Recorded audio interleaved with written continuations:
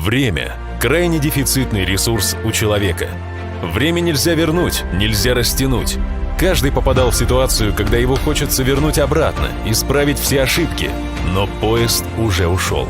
Не зацикливайтесь на прошлом, учитывайте ошибки из него, планируя свое будущее, но не повторяйте их. Не тратьте время на то, что не приносит вам пользы и удовлетворения, на людей, которым вы абсолютно безразличны.